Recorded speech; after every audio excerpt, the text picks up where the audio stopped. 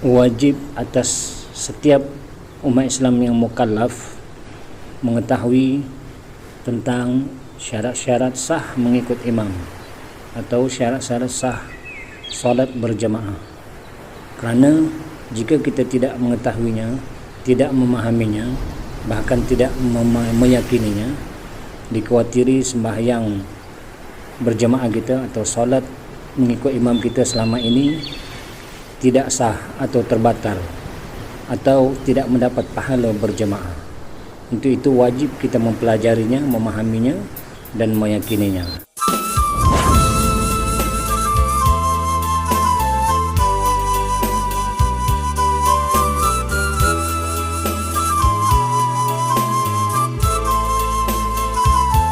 Assalamualaikum warahmatullahi ta'ala wabarakatuh.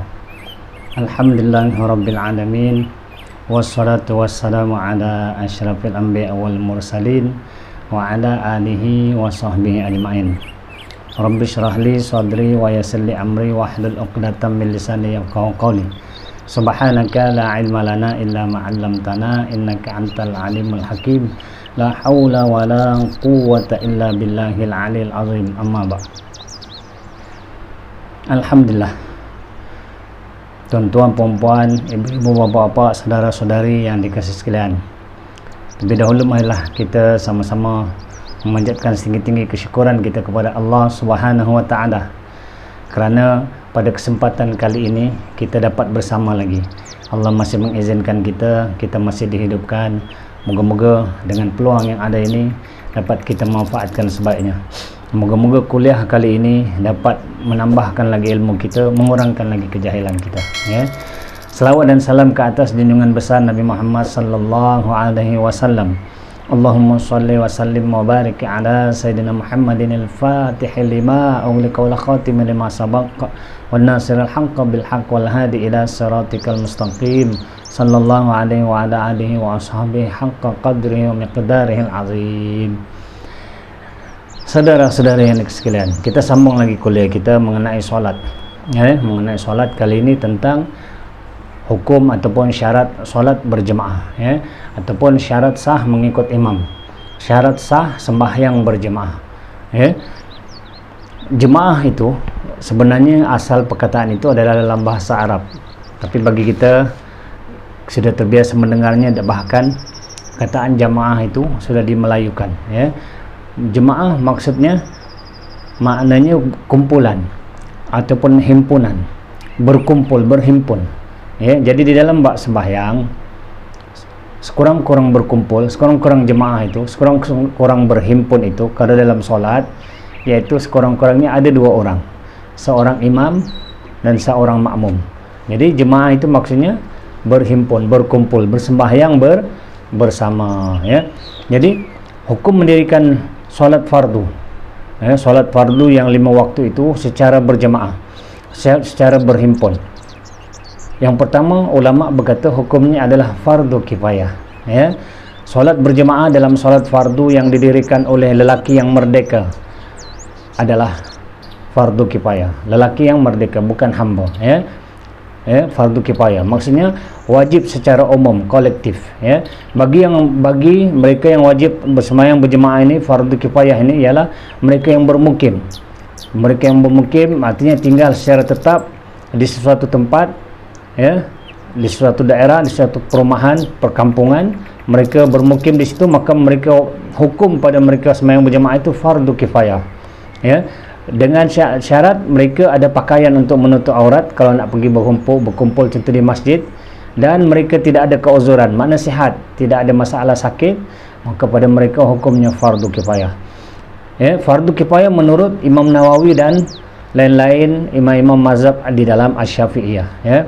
Jadi ini adalah kewajiban yang disebut ataupun berbentuk kolektif, ya, bagi menunjukkan syiar Islam. Kalau tidak ada orang sembahyang berjemaah di satu tempat, di satu masjid itu atau di surau satu tempat itu, maka tidak ada syiar Islam. Sebab itu dia menjadi fardu kifayah, ya. Fardu kifayah bagi sesuatu tempat itu kalau ada orang melaksanakannya sekurang-kurang 2 orang. Sebab itu maksud jemaah tadi sekurang-kurang 2 orang, ada seorang imam, ada seorang makmum, maka gugurlah tuntutan fardu kifayah kepada umat Islam yang lain di kawasan itu.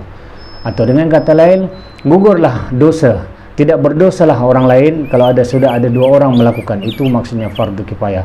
Tapi kalau seorang pun, 2 orang tadi tak buat, di kampung itu langsung tidak ada solat berjemaah, maka seluruh kampung itu, seluruh tempat itu, seluruh perumahan itu menanggung dosa kepada Allah Subhanahu wa taala. Jadi ini nama maksudnya fardu kifayah. Setelah ada 2 orang mendirikan yang istiqamah memang berjemaah, tentu memang ada orang berjemaah di masjid, ada di surau di kawasan itu, atau di musalla tempat sembahyang kawasan itu, maka hukum sembahyang berjemaah fardu 5 waktu adalah, ulama kata, sunat muakkad. Setelah selesai yang fardu kifayah memang sudah ada, maka mereka umat Islam yang lain, mereka sunat muakkad, amat dituntut, ya, amat dituntut untuk mengerjakan sembahyang 5 waktu berjemaah. Ya, ada sebuah hadis, ya, artinya tidak jua dari 3 orang di dalam sebuah kampung atau padang yang tidak didirikan mereka solat berjemaah, melainkan syaitan mengganggu mereka. Hadis riwayat Ibnu Hibban daripada Abi Darda. Ini hadis sahih dan ini adalah dalil mengenai sembahyang itu fardu kifayah. Ya, tidak jua dari 3 orang di dalam sebuah kampung atau padang yang tidak didirikan mereka solat berjemaah, melainkan syaitan mengganggu mereka, kata Rasulullah sallallahu alaihi wasallam. Jadi berpandukan salah satu hadis ini, ulama berkata sembahyang fardu 5 waktu itu berjemaah itu fardu kifayah. Selesai fardu kifayah tadi, maka umat Islam yang lain mereka dituntut sunat muakkad, ya, sunat muakkad. Dan ini adalah pendapat yang kuat daripada Imam Ar-Rafi'i dan sebahagian ulama-ulama Asy-Syafi'iyah yang mengatakan sunat muakkad sembahyang berjemaah, ya. Mereka berdalilkan dengan sebuah hadis yang maksudnya solat berjemaah lebih afdal dari solat sendirian 27 darjat, ya. Solat berjemaah lebih afdal dari solat sendirian sebanyak 27 darjat. Hadis ini riwayat Imam Bukhari, riwayat Imam Muslim daripada Ibnu Umar. Hadis ini sahih. Nah, jadi inilah yang dikatakan sunat muakkad. Sebab kalau kita sembahyang 5 waktu berjemaah, kita dapat 27 darjat. Allah angkat darjat kita dapat 27 darjat, ya, berbanding sembahyang sendirian hanya dapat 1. Jadi pada kali ini kita membicarakan tentang syarat sah berjemaah mengikut imam ataupun syarat sah solat berjemaah.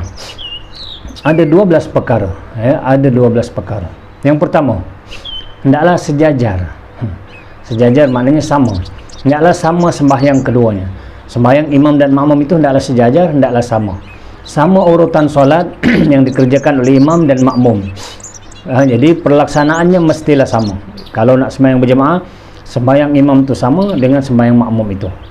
Contoh seperti solat yang tidak sejajar, tidak sama. Contoh imam itu sembahyang solat gerhana bulan atau solat gerhana matahari.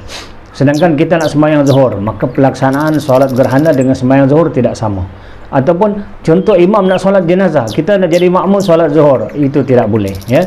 Tidak sah sembahyang makmum, ya. Jika makmum solat zuhur mengikut imam yang solat jenazah atau solat gerhana bulan atau solat gerhana matahari, maka solat makmum tidak sah.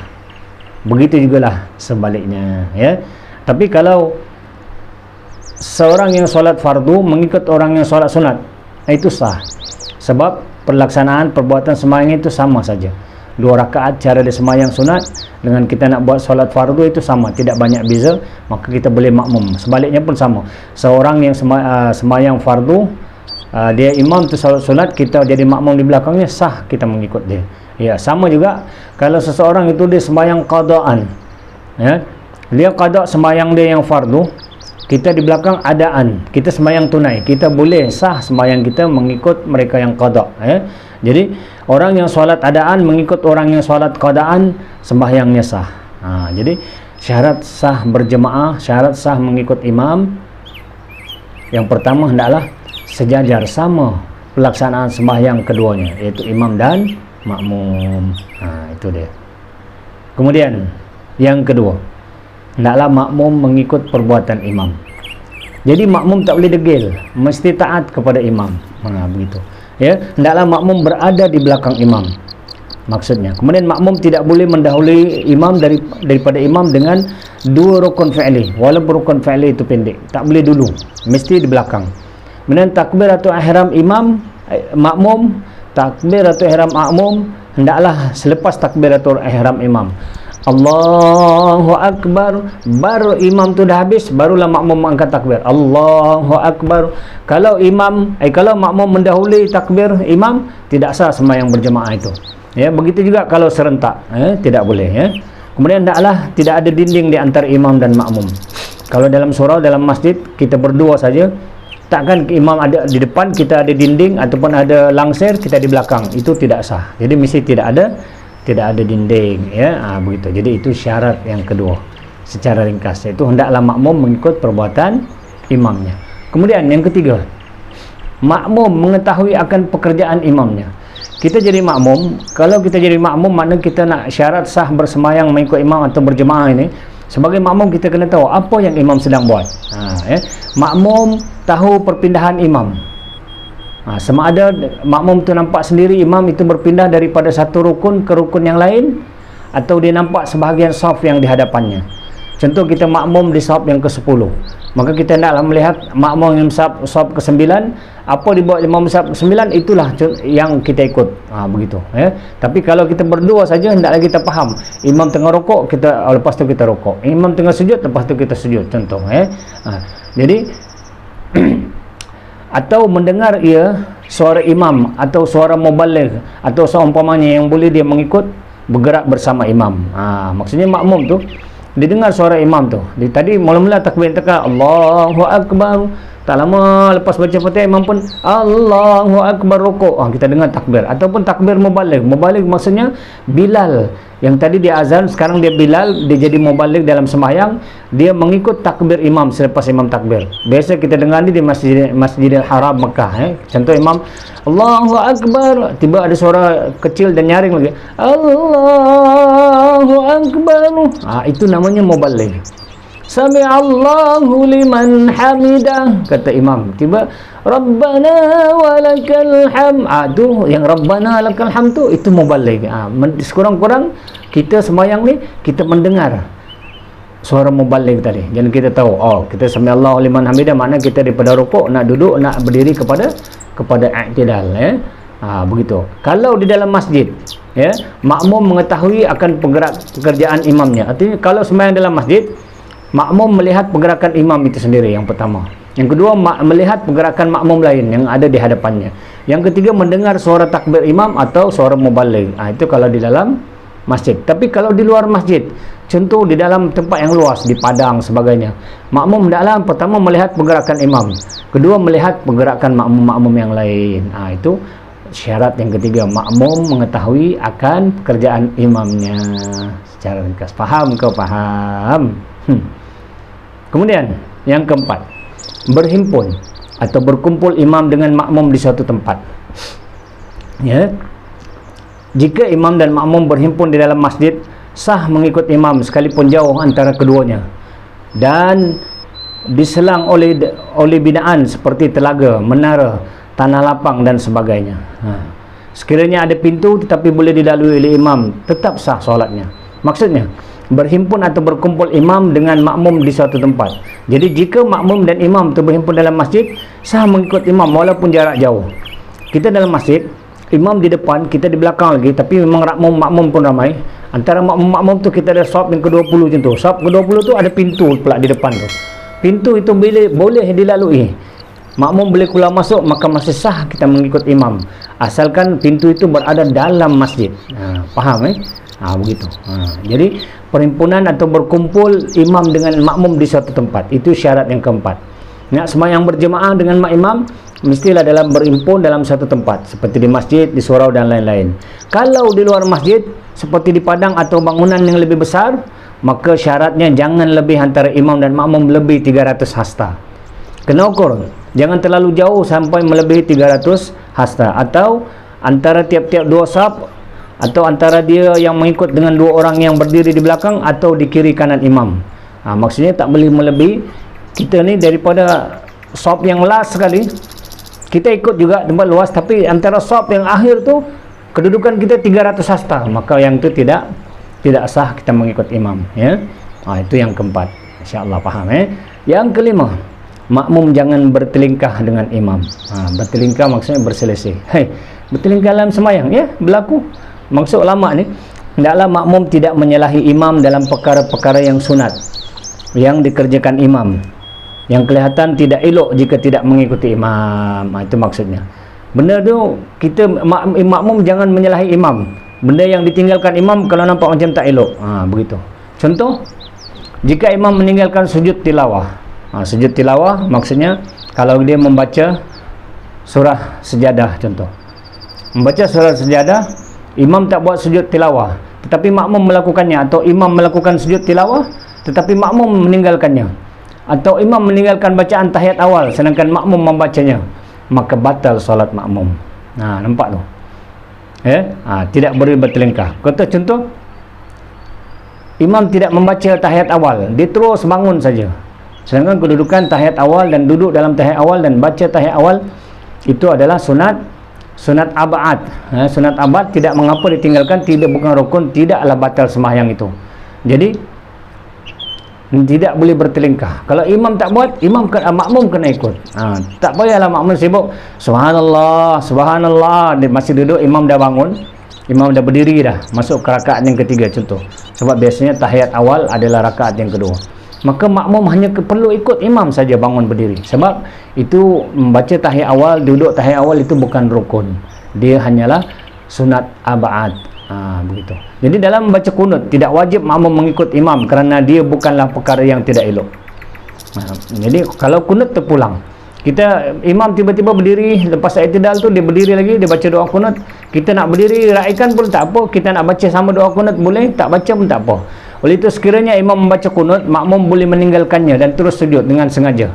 Jika imam meninggalkannya, makmum sunat membacanya jika sempat mengejar imam pada sujud yang pertama atau ketika imam duduk antara dua sujud. Ini dalam kitab Idamah Penuntut mengatakan begitu.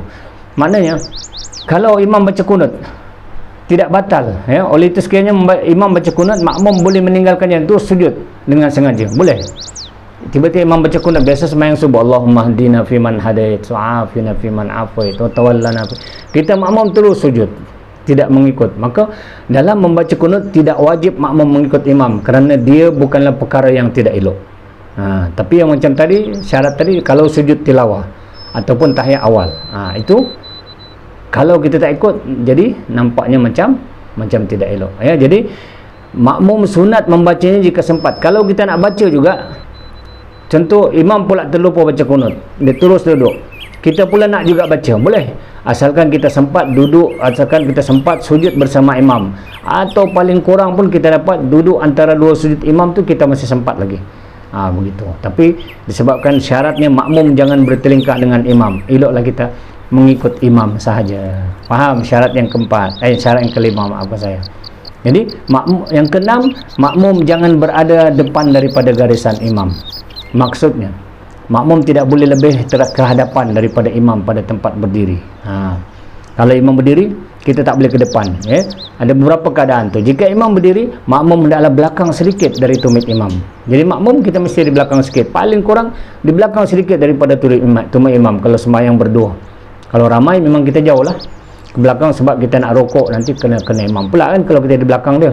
Tapi kalau kita berdua saja, mestilah kita ke belakang sedikit daripada tumit imam. Ataupun jika imam duduk, makmum hendaklah duduk belakang sedikit daripada punggung imam. Begitu jika dia sembahyang duduk.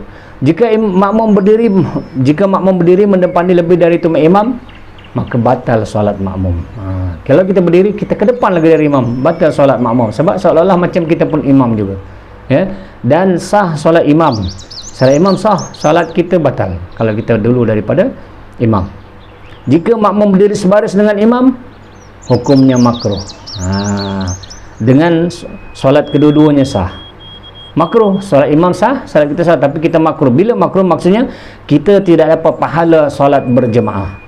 Jadi itu maksudnya makruh ni, dia menghilangkan pahala solat berjemaah. Macam tu. Jika makmum tak berada pada saf yang betul, umpamanya perempuan sembahyang di kanan atau di kiri imam, sedangkan sepatutnya dia berada di belakang imam lelaki, maka solatnya sah tetapi tidak mendapat pahala berjemaah. Begitu juga kalau kita ada makmum perempuan, sepatutnya dia berada di belakang, tapi dia di kiri dan kanan imam pula, dekat pula. Jadi sembahyangnya sah, perempuan solat di kanan atau di kiri imam sedangkan sepatutnya berada di belakang lelaki, maka solat sah tetapi tidak mendapat pahala sembahyang berjemaah.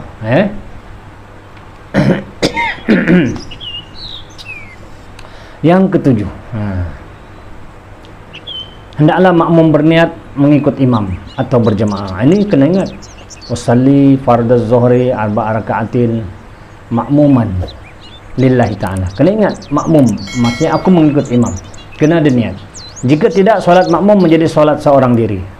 Kalau kita niat kita makmum, solat kita dianggap solat munfarid, solat seorang diri, kena dia menjadi makmum. Tapi kalau untuk solat yang wajib berniat berjemaah, ada solat yang wajib berniat berjemaah, iaitu sembahyang Jumaat. Kalau makmum tak niat solat tu berjemaah, kalau makmum tak niat dia makmum mengikut imam hari Jumaat, maka batal solatnya. Dia dikira tidak sembahyang Jumaat pada hari itu, maka dia kena mendirikan sembahyang zuhur 4 rakaat. Jadi untuk solat yang wajib berjemaah seperti sembahyang Jumaat, batal solat makmum jika tidak berniat menjadi makmum ketika sembahyang di belakang imam pada hari Jumaat. Sebab kena ingat, hanya satu sembahyang yang wajib niat menjadi makmum. Sebab sembahyang Jumaat adalah sembahyang yang wajib berjemaah. Dia bukan fardu kifayah saja, tapi dia memang bukan sunat muakkad saja, tapi dia hari Jumaat adalah sembahyang yang wajib berjemaah. Maksudnya sembahyang Jumaat memang tidak boleh dikerjakan seorang diri di rumah atau di mana-mana saja, melainkan kena buat secara berjemaah, biasanya di masjid ataupun di surau yang dibenarkan mendirikan solat Jumaat. Itu sebab dikatakan solat Jumaat itu adalah sembahyang yang wajib berjemaah, tidak dilakukan sembahyang Jumaat itu bersendirian. Jadi niat mengikut imam hendaklah dilakukan dari awal. Kita mula-mula Allahu Akbar, sudah kita pasang niat kita sudah masukkan bahawa aku makmuman, aku mengikut imam dari awal sembahyang. Jika makmum hanya berniat dia terlupa, tiba-tiba di tengah-tengah solat baru ingat, aku belum niat aku makmum, baru dia nak ingat niat dia makmum, sembahyangnya sah tetapi makruh, iaitu tidak mendapat fadilat atau pahala berjemaah. Kalau tengah-tengah sembahyang baru ingat dia, jadi berniat menjadi makmum mestilah pada awal solat, itu dalam takbiratul ihram. Faham ke faham? Itu yang ketujuh. Yang ke-8, ringkas-ringkas supaya tak panjang, bahawa solat imam itu sah dalam i'tikad makmum. Syarat yang ke-8, syarat sah berjemaah, syarat sah mengikut imam, bahawa solat imam itu sah dalam i'tikad makmum. Artinya makmum mesti beriktikad, imam yang aku ikut ni sembahyang dia sah, maka tidak sah dia mengikut ini berimamkan orang yang dia fikir sembahyangnya batal. Umpama orang yang bermazhab Syafi'i hendak mengikut orang yang mazhab Hanafi yang sembahyang selepas menyentuh zakarnya. Nampak? Contoh, dia ni mazhab Hanafi menyentuh zakar dengan telapak tangan tidak batal wuduk. Tiba-tiba kita nampak dia tadi, dia masuk mak cakap, kita nampak tadi dia masukkan tangan dia ke dalam seluar dia. Lepas tu tiba-tiba kita tolak dia jadi imam. Lepas kita tengok, tadi dia ada pegang, mak cakap pegang zakar dia kan, tiba-tiba jadi imam. Kalau kita ada etikat bahawa dia tak boleh jadi imam sebab dia pegang zakar dan batal wuduk, maka memang tak boleh. Kita jangan etikatkan imam tu batal, maka batal jugalah sembahyang kita. Jadi kita tak boleh ikut mazhab Hanafi. Mazhab Hanafi menyentuh zakar tak batal kan. Kita dah tahu dia buat macam tu, maka kita tak boleh jadi makmum dia. Sebaiknya kita yang jadi imam. Itu Jika makmum tahu solat imam terbatal kerana melihat tek cicak di kaki imam, atau pernah melihat imam bersalaman dengan perempuan ajnabi yang dewasa, perempuan dewasa yang asing, makmum yang melihat itu wajib mufarakah, berpisah dari imam. Jadi itu maksudnya. Mana etikat kita mestilah bahawa solat imam itu sah dalam etikat makmum. Itu syarat yang ke-8. Kalau contoh kita nampak tadi dia ni imam, dia mazhab Syafi'i, tapi tadi dia bersalaman dengan perempuan. Kan? Kalau kita tengok tiba-tiba kita sedar, imam ni lah yang salam perempuan tu ni.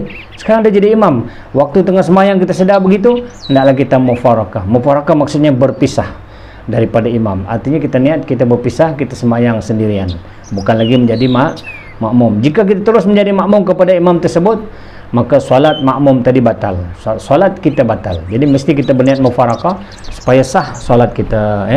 Jika imam baru sedar selepas solat yang dia membawa najis ketika mengimami solat, imam wajib solat semula. Mesti imam tu selepas tu baru dia sedar, dekat kaki dia ada tek cicak, dekat pakaian dia ada tek cicak, maka dia wajib dia mengulang sembahyangnya. Sembahyang semula. Itu syarat yang ke-8. Yang ke-9, hendaklah makmum tidak beranggapan bahawa wajib qada, yang ini ganti solat itu ke atas imam. Kita tak boleh anggap macam tu. Syarat sembahyang berjemaah, hendaklah makmum tidak beranggapan bahawa wajib qada, wajib ganti sembahyang imam yang kita jadi makmum padanya. Keadaan atau kedudukan solat imam tidak dituntut bagi diulang sekali lagi seperti ia sembahyang dengan tayamum kerana sejuk. Jika demikian adanya, tak sah dia menjadi imam, tak boleh diikut. Maksudnya kan, kalau kita ni ada wudu, tapi dia ni berpenyakit, kita tinggal tempat sejuk, dia tak boleh kena air sejuk awal-awal subuh contoh. Jadi dia bertayamum sahaja. Bila dia bertayamum sahaja, kita tak boleh jadi makmum kepada dia, dan dia tak boleh jadi imam kepada kita. Kita tak boleh ikut dia. Jadi ini maksudnya, hendaklah makmum tidak beranggapan bahawa wajib qada, ganti solat itu ke atas imam. Orang yang sembahyang dengan tayamum, sedangkan air ada, bila dia dah okey balik, dia kena ambil uduk, dia kena ganti balik sembahyang tu di masa yang lain. Jadi tidak sah makmum berimamkan imam yang diketahuinya solat tanpa wuduk, atau tidak bertayamum. Ini disebut dalam kaedah fiqh, disebut faqidut tahurian, faqidut tahurain, atau imam yang sedang solat menghormati waktu. Ada orang dia tak ada wuduk, dia solat menghormati waktu, maka wajib makmum mufarakah. Kalau kita tahu, tiba-tiba kita tahu dia ni tak ada ambil wuduk tadi, dia solat menghormati waktu saja, kita dah jadi yang ketakbir belakang dia. Bila kita tengok, oh dia solat menghormati waktu, waktu itu kita kena mufarakah. Kalau tak, sembahyang kita tidak sah, sembahyang makmum tidak sah. Jika seorang imam memberitahu kepada makmum selepas solat yang dirinya dalam keadaan hadas atau najis, maka solat makmum juga batal dan solat wajib diulang semula. Selepas dia menghormati waktu, dia itu dalam keadaan hadas, dia beritahu, aku ni belum ada wuduk lah, kata dia. Maka kita sebagai makmum wajib mengulang balik sembahyang fardu kita. Itu syarat yang ke-9. Syarat ke-9, hendaklah makmum tidak beranggapan bahawa wajib qada, wajib ganti solat itu ke atas imam. Yang ke-10, hendaklah imam ketika itu bukan menjadi makmum kepada imam yang lain. Jangan kita masbuk kepada orang yang masbuk. Contoh, jangan orang yang hendak diikuti itu mengikuti orang lain, yakni sedang berimamkan orang lain, kerana orang yang mengikuti tidak boleh diikuti. Orang yang mengikuti tidak boleh diikuti. Orang yang masbuk, kita tak boleh jadi masbuk belakang dia untuk dia jadi imam, sebab sebenarnya dia pun sedang jadi makmum. Macam tu. Jika dia ragu-ragu apakah orang yang diikutinya imam atau makmum, maka dia tidak boleh mengikutnya. Tiba-tiba kita syak, kita nak angkat takbir Allahu Akbar di belakang dia, kita syak, dia ni imam ke makmum? Depan ada lagi jemaah, oh dia pun makmum juga. Waktu tu kita hendaklah mufarakah, tak boleh mengikut dia. Kalau kita ada rasa ragu-ragu, terus mufarakah. Itu syarat yang ke-10, hendaklah imam ketika itu bukan menjadi makmum. Yang ke-11, hendaklah imam itu lebih darjatnya daripada makmum. Maksudnya lelaki hendaklah menjadi imam kepada perempuan dan kunsa muskil. Itu maksudnya. Tidak sah perempuan menjadi imam kepada makmum lelaki. Itu maksud hendaklah imam itu lebih darjatnya daripada makmum. Yang ke-12, akhir sekali, hendaklah imam bukan seorang yang ummi. Ummi di sini bermaksud orang yang tidak boleh membaca satu huruf dari surah Al-Fatihah dengan baik. Itu maksud ummi. Ummi maksudnya orang yang tidak boleh membaca Fatihah. Kalau kita pandai, seorang imam hendaklah fasih bacaan surah Al-Fatihahnya, dia mestilah qari. Jadi seorang qari tidak sah mengikut imam yang ummi. Maksudnya kita pandai, kita fasih baca Fatihah, kita tak boleh bermakmumkan kepada mereka yang tidak pandai membaca Fatihah, yang tidak fasih. Walaupun dirinya yang menjadi imam itu sah solatnya, dengan solatnya, dan sah solatnya orang yang sepertinya juga.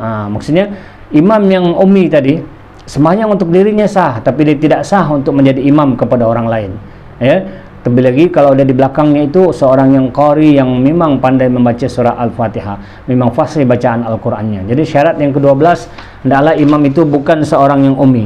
Hendaklah imam itu bukan seorang yang tidak fasih belajar membaca Al-Fatihah atau membaca Al-Quran. Sebab itu jangan suka-suka jadi imam kalau kita belum fasih atau belum pandai membaca Al-Quran. Adalah lebih baik, lebih afdal kita jadi makmum, begitu. Melainkan kita sembahyang seorang diri. Jadi itu saja syarat sah solat berjemaah ataupun syarat sah solat mengikut imam.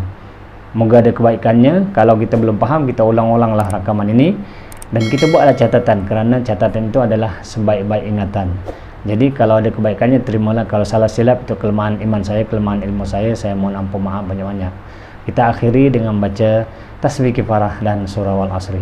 Bismillahirrahmanirrahim. Subhanallah wa bihamdi, subhanakallahumma wa bihamdika asyhadu an la ilaha illa anta wa nastaghfiruka wa natubu ilaik. Bismillahirrahmanirrahim. Wal 'asri innal insana lafi khusr illa alladzina amanu wa 'amilus solihati wa tawasaw bil haqqi wa tawasaw bis sabr.